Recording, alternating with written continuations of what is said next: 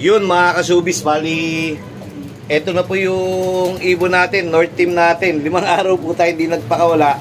Pero goods na po daw, sabi ng Mang Lloyd. Mang Lloyd, anong tingin mo?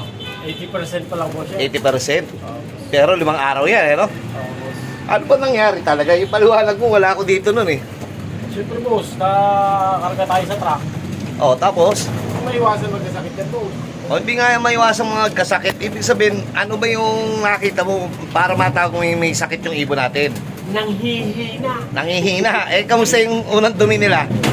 Basang-basa. Yung basang-basa. Yung po, ganun po kabilis. Ganun po kabilis yung tawag dito. Yung pagbabago ng ating kondisyon ng mga ibon. Sumatotal, kaya sinili po natin yung dumi para makita natin kung okay na po talaga. Sir, ano yan? Grabe ito boss. Ang laki na. Paula. O, pakakawala natin si Tansay. Pero ulitin natin, ganun po talaga kabilis magbago ang kondisyon ng ibon. Pag may nakatabi ka lang pong may sakit sa truck, kaya nga po number 1, una, obserbasyon, paulit-ulit po tayo. Maganda lang paulit-ulit, ibig sabihin consistent po yung ginagawa natin. Kaysa naman sir, pabago-bago. Pero may pagbabago rin po every year. Ang inaano po natin dito ang tawag dito, kita nyo po, nakakatuwa na po. Ayun, distract tuloy ako ni Mang Lloyd. Iniipit yung paa, oh. Hindi nyo ba technique para maipit ang paa? Hindi, ito po si Tanse. Inuwi ko po dito. Ngayon, si Tanse po, ayan po, napakalaking bakulaw. Ang gagawin po natin, paparisan natin, motivate po natin tong isang tong ibon na to, bumalik po sa atin ng sir, ano yung tawag yung Talavera. Bali nawala siya nung pangalawang toss, then pang-apat na training agad sa truck. Ang laki po nung nilaktaw yan, 100 kilometers. Sumatotal po ito bumalik, pero kada babalik po to pag umaga. Sir, natakas ba o ano bang sitwasyon mo dito? Tumatakas yan boss. Ha? Tumatakas. Saan siya dumadaan? Dito po sa truck doon. Sa trapdoor? Bakit, tingin mo bakit sa tumatakas? Mukhang nagka-jowa lang ito eh. Hindi. Pwedeng nagka-jowa. Bakit? Kung nagka-jowa yan, sir, binantayan ko siya nandun sa may ilalim lang eh. Paliwanag ko po Kasi dati niyang jowa, ito. Sa taas. Ito po yung dati niyang boyfriend.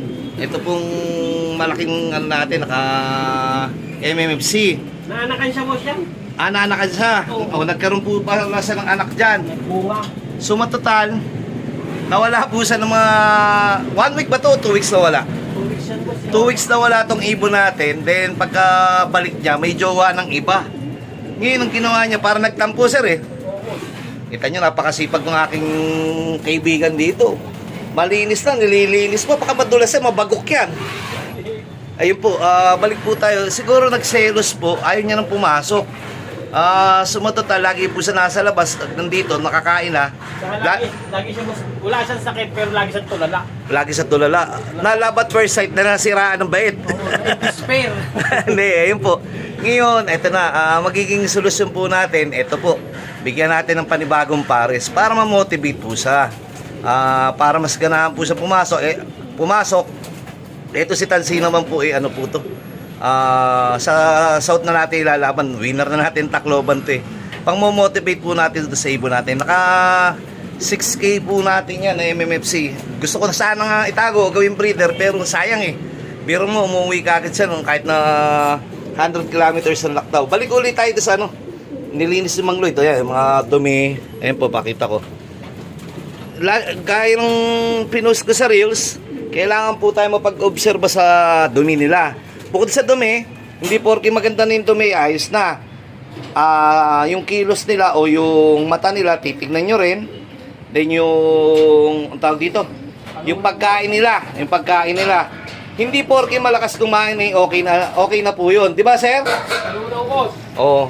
Di ba? Hindi porke malakas na kumain okay na. Ano yung panunaw ng tinatawag?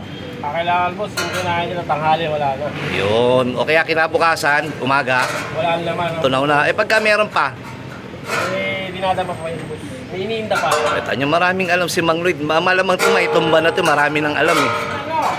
Ayun po, ito po yung mga ibon natin dito. Kung titignan nyo, masisigla na. Unlike nung mga, unang araw, pag hinipo mo, alam nyo may problema sa katawan nila. Ito, pipikit-pikit pa po itong isa. Ayan, may one eye cold dyan. Meron pa po dito, dalawa po yung may one eye cold dito eh. Ang hindi nga natin maintindihan, nandito lang sila nakakulong, pero inabot pa rin ng one eye cold. Ibig sabihin, huling training natin ng Talavera, ang nangyari po sa atin dito, meron na silang sakit sa pakpak nila, at meron na sakit doon sa katawan nila. Nag-trigger na lang po si sakit pag nai-stress. Siyempre, biglang layo eh. Nadoble po yung aming training kasi late nga po kami, mahabol lang, biglang layo, na-stress. Di ba, sir? Pag na-stress, doon papasok ang sakit. Kanilang immunity system. Bakit ikaw parang masigla ka lagi? Lagi ka naman nakainom. Hindi nga eh. Ano, hindi nga. Mag-inom pa tayo, hindi na. Pahinga muna, mga isang linggo. Work. Ayun, work. Promote po.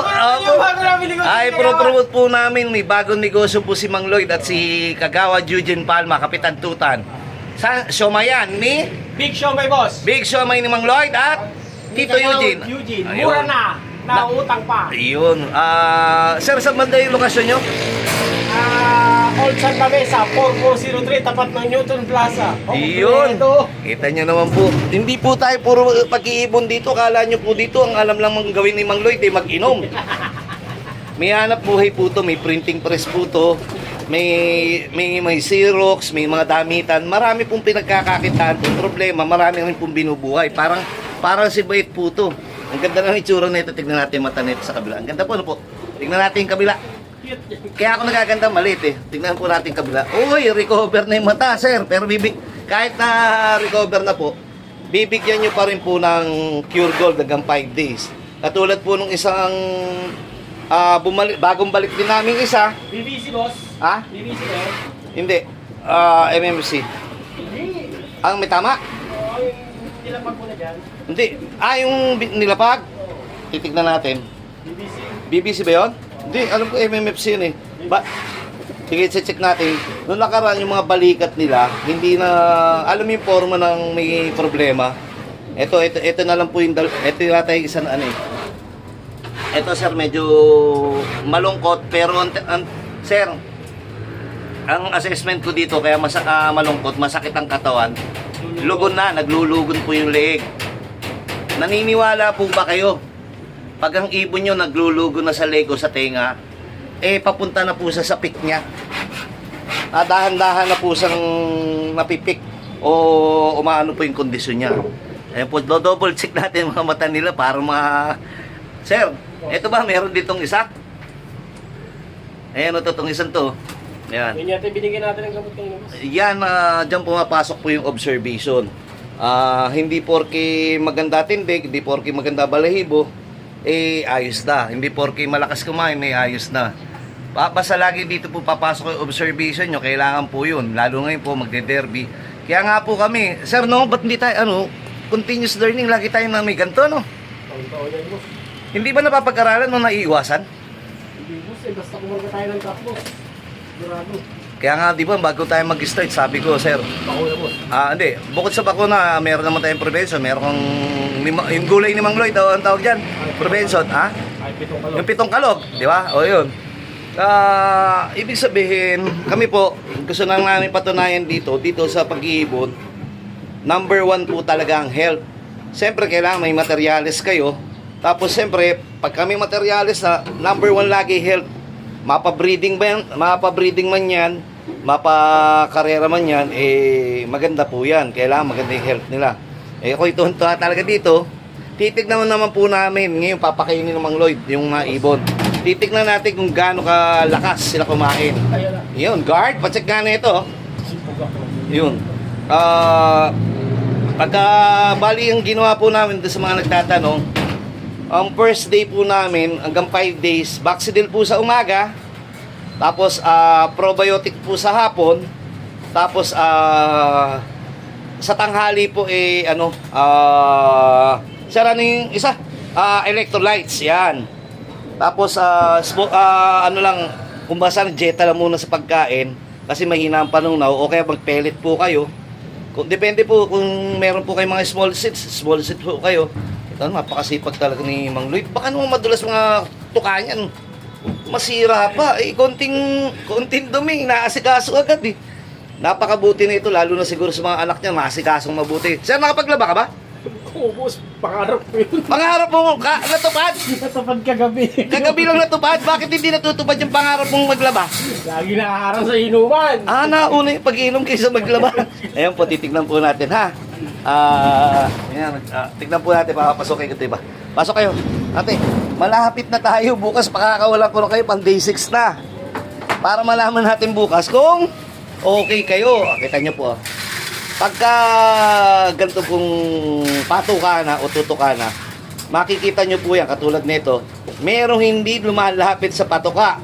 Nakita nyo po ba? Ito, ano pa yun, nakikiramdam po. Ito po, sir, hindi po mababa. Titignan natin mamaya yan, yung tignan natin. Ganyan po lagi, kailangan mag-observe kayo na bakit ganun. Kailangan merong malalakas sila kumain o ano, bababa agad. Katulad po doon sa kabila, oh. Tingnan niyo po yung kabila, nandiyan kaagad. Ito po, siguro natatakot lang sa ngayon sa box out. Uy ate, ito yung pagkain mo. Titignan po natin yan. Ngayon, konting bigay, then mauubos, dagdag ng konti. Then pag naubos, dagdag pa po ng konti. Pero nung may sakit sila nung una, talagang dieta muna. Kung ba sa tao po, sir, kung ba sa tao, lugaw muna. Kasi mahina na nga panunaw, dadamihan mo pa. Di ba? Hindi magtutulong, boss. Yun, pero bukas pa rin, checkin pa rin natin to. Hindi porke okay nang yung day 5, eh di natin checkin yung mga lalamunan nila o yung Gucci. butse. Yan, lalaugan ba sa kabutse? Isa lang, sir? Boss? Lalaugan sa kabutse, isa lang yun, oh. May lalaugan to eh. Oo nga, butse yan. Hindi. Hindi. Ay, ano, lalaugan. Tinagtalo kaya. Eh, yung butse sa ilalim. Tayo ba may butse? Meron dito. Diyan na yata yun. Hindi nga, kita nyo, napaisip si Mang Lloyd kung may butse tayo. O, kita nyo po, ang bilis, oh. Naubos. Eto na lang natira dito sa gilid, pero tingnan nyo po yung kabila. Dadagdag naman po ng pakonti-konti. Hanggang sa umayaw na sila. Di ba? Ha? Nakakatawa na, boss. Nakakatawa na. Dati nakakalungkot. Eh, ganun talaga. Part yan eh. Hindi naman laging, parang buo yan, hindi naman laging maganda lagi ang ating sitwasyon. Oops, tignan mo yung dumi. Nakita ko, sir. May konti pang basa. Oh, oops, napakan. Oh. Ito po. May konting gatas. Oh. Ay, oops.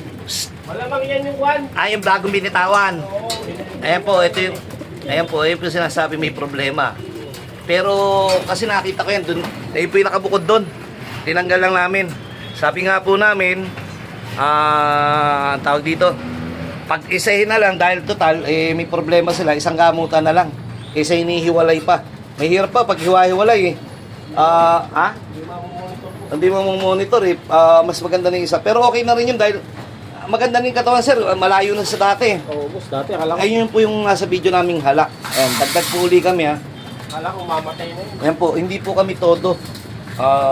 Kung basa ano, marami na yan, pero hanggat kakain, pakainin po natin. Hanggat kayang, paggabi lang po yan, pag umaga, kahit walang sakit, saktuhan lang po kasi kailangan po din nilang lumipad ng umaga, tapos ng tanghali, tapos hapon. Mamaya po natin ituloy, medyo mahaba-haba na itong video. Sir, baka may shoutout ka? Yung Somay yun. Shoutout kay Eugene. Ayun. Pagtay ka muna, wait ka lang. Pero hindi inom ha. Hindi, wala nga. Hindi na muna po daw inom. Hanggang dito na muna po, naway may natutunan po kayo sa simpleng video ni Beto, sa simpleng pintuhan namin ni Mang Lloyd, eh may natutunan po kayo. Sige po.